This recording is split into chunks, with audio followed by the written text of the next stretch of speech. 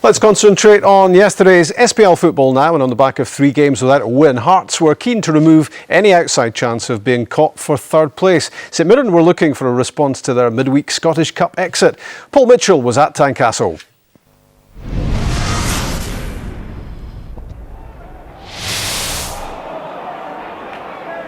Comes out to Paul McGowan. McGowan looking for help. Moving it wide. Up against Ian Black. Going for the byline. Chips it across Michael Higdon. That's a good save by Marian Kello. Warmed up in the opening minute from the header from Michael Higdon. Nearly the perfect start for St Mirren. And that's a good save. Michael Higdon. Picked up by McCausland. Maybe. Thompson lets a run onto Higdon again. That's back onto Thompson. It's a good chance for St Mirren. The ball gets cut back. Michael Higdon. Oh, he's fluffed it and it's away. It's off the line. What a chance for Michael Higdon. It's his second of the match and he'll wonder how he didn't score. Brilliantly involved in the move. Came back onto Thompson. Went for it with the right foot. Hit off the left. And Thompson and Black did just enough. Kenny McLean with a free kick. Kello comes wandering for it, it's not back across and in from Michael Higdon. St Mirren have the lead after 50 minutes and they certainly deserve it. Not back across by Darren McGregor and Michael Higdon didn't miss. Scores for the first time against Hearts as a Saints player.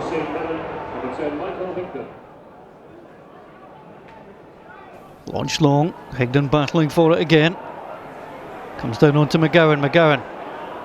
Thompson. Low ball back across McGowan, rattles the frame, is challenged and Hearts survive again. Well, Palazuelos was beaten to it, sent out wide by McGowan, came back to him and he's unlucky here. Kello was beaten.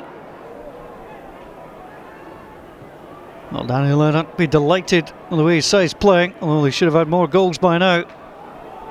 It's on to Kenny McLean, moves away from Templeton. McLean sends it deep, it's McGowan forcing the save from Marian Kello. Well, it's been over 25 years since St Mirren scored more than 2 goals in a game against Hearts. They could have had 4 already. Once long, Lee Mayer comes down onto Rudy Scatchell. Scatchell bringing it under control, thinks about the shot. Rudy Scatchell, the hat-trick hero of the team's last minute at Tynecastle, fires Hearts back into the match. Mayer's header picked up by Rudy Scatchell, brought it under control and zinged the ball past Paul Gallagher. Hearts are level. It's been a good start to the second half for them. It's taken short. Templeton drags it across. Elliott with a flick into the arms of Paul Gallagher. Scatchell went short with a free kick. Elliott, that was clever. Oh, Jim Jeffries must be happier now. Still wants more from his side. Good one with a header. It's on to Michael Higdon. Touched away by Black. Palazuelos moving after it. And he loses out though. It's going to be a throw in. Paul McGowan looks ahead. Maybe inside the box. Black gets in there. He's beaten to it. That's a nice touch on.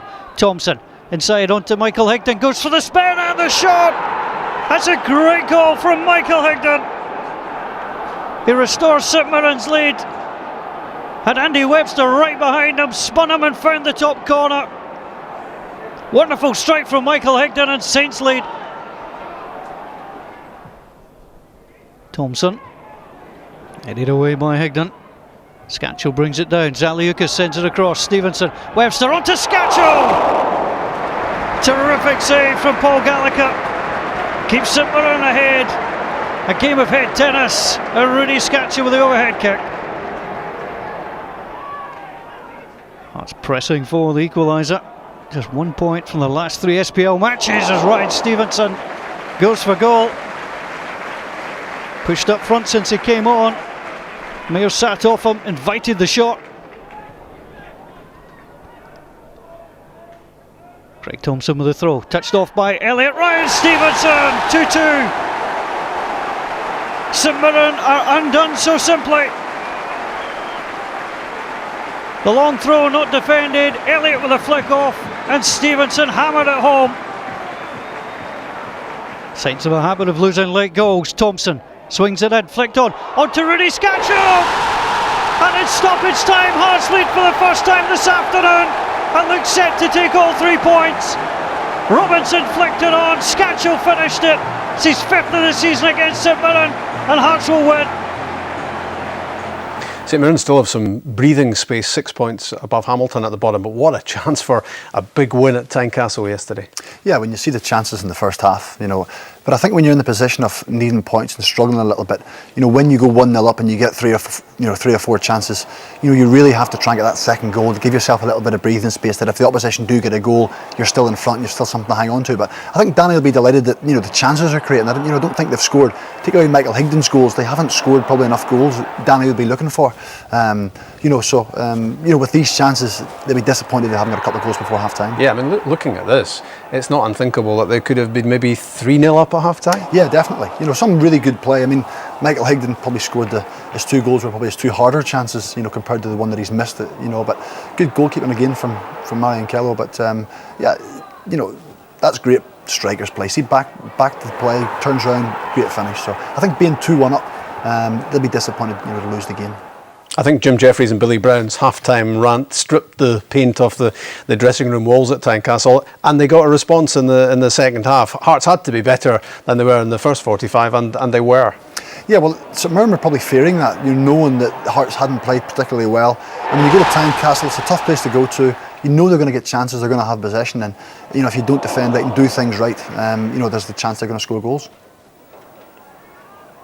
That was Scatchell's overhead kick, which produced a good save from Paul Gallagher. But Ryan Stevenson into the side net, and then it was Stevenson whose goal squared the game at 2 each. Yeah, when you see the chances again, Hearts' chances came when it went 2-1, it went to 2-2.